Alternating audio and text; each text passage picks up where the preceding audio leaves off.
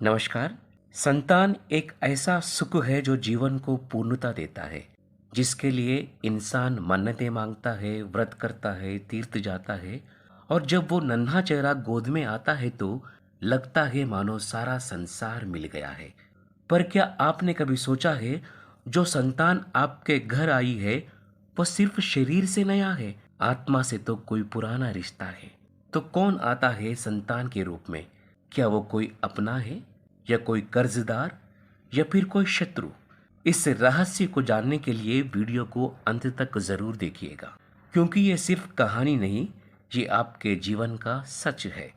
हमारे पूर्व जन्म के कर्म ही तय करते हैं कि इस बार हमारे जीवन में कौन सा रिश्ता किस रूप में लौटेगा।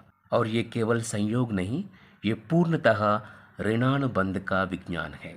पूर्व जन्म के कर्मों से ही हमें इस जन्म में माता पिता, भाई बहन, पति पत्नी, प्रेमिका, मित्र, शत्रु, सगे संबंधी इत्यादि संसार के जितने भी रिश्ते नाते हैं, वे सब मिलते हैं, क्योंकि इन सब को हमें या तो कुछ देना होता है या इनसे कुछ लेना होता है। वैसे ही संतान के रूप में हमारा कोई पूर्व जन्म का संबंध ही आकर जन्म लेता है, जिसकी शास्त्रों में 4 प्रकार का बताया गया है। पहला है ऋणानुबंध पुत्र।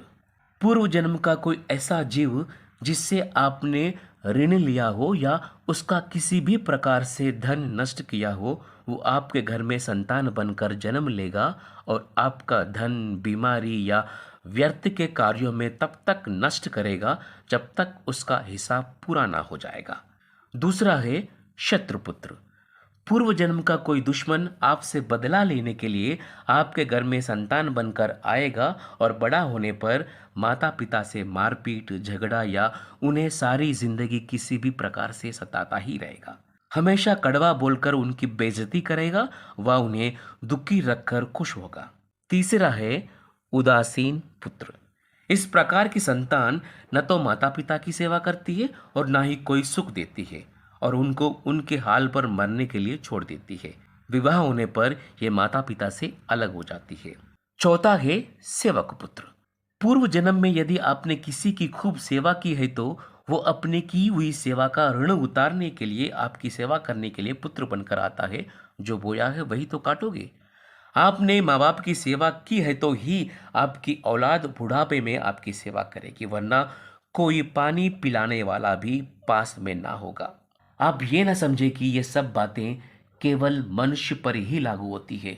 इन 4 प्रकारों में कोई भी जीव आ सकता है। जैसे आपने किसी गाय की निस्वार्थ भाव से सेवा की है तो वो भी पुत्र या पुत्री बनकर आ सकती है। यदि आपने गाय को स्वार्थवश पालकर उसके दूध देना बंद करने के पश्चात उसे घर से निकाल दिया है तो वो ऋणानुबंध पुत्र या पुत्री बनकर जन्म लेगी।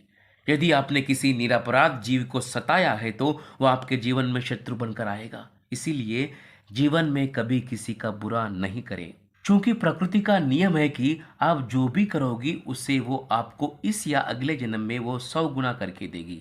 यदि आपने किसी को 1 रुपए दिया है तो समझो आपके खाते में 100 रुपए जमा हो गए हैं। यदि आपने किसी का 1 रुपए छीना है तो समझो आपकी जमा राशि से 100 रुपए निकल गए। जरा सोचो कि आप कौन सा धन साथ लेकर आए थे और कितना साथ लेकर जाओगे। तेरा मेरा सारा धन यही का यही धरा रह जाना है, कुछ भी साथ नहीं जाना है, साथ सिर्फ नेकियां ही जाएंगी।